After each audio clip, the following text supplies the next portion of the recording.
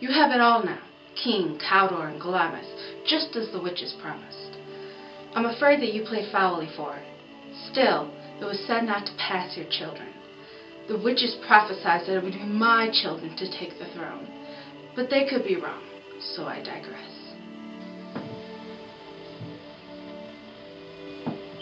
Here is our chief guest.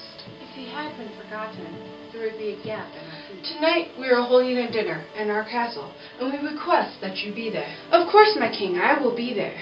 Are you going riding this afternoon? Yes, my good lord. I would desire your good advice, which still has been serious and favorable in this day's council. But we will tend to it tomorrow. Are you riding far? As far as I can go with enough time to return back for supper. My horse should ride well for a dark hour or two. Don't forget about dinner. I won't, my lord. We hear that Malcolm is in England, now confessing to the murder of his father. But once again, we will speak of that tomorrow. Go to your horse. Farewell, until you return tonight. Is Fleance going with you? Yes, and it's about time we leave. I wish you a good ride. Farewell. You have a free time until 7 tonight for our supper. Until then, God be with you. Servant, may I have a word with you?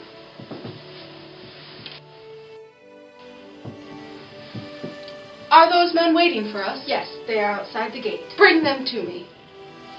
To be king alone is nothing. The fears of Banquo, for he has the courage to do a lot. His sons are to take my throne. And in his mind he has begun to conclude that I have done the murder of Duncan, which is what I fear the most of now. Banquo scolded the witches when they named me king, but then after hailed him father of the line of kings after me. I have no son to take my place, so after I am gone, Banquo's sons will take my throne. I had done the work for them to grace my throne. I had made them king after I killed Duncan myself. I refuse to see the place of the fate that takes place. I will make my future my way. Who is that?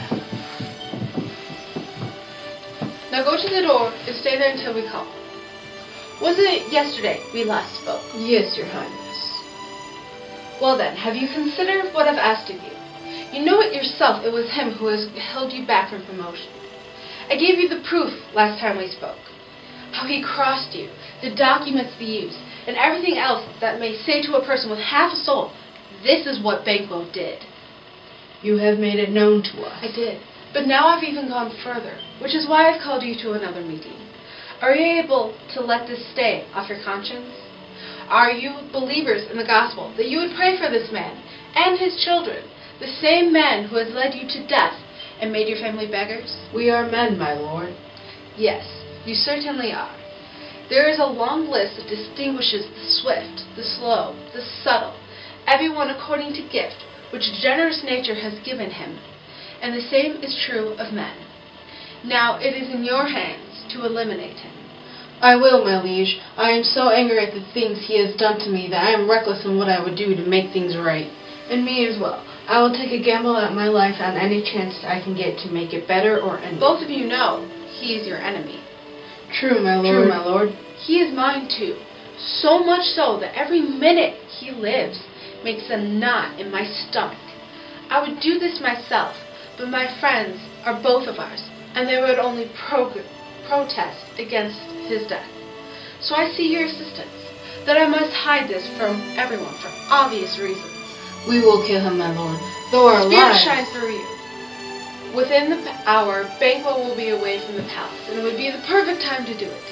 It must be done tonight, and I mustn't have anything to do with it, so there better not be any holes in your execution. Fleance is with him, so you must banish him as well. Decide amongst yourselves. I will be back in a minute.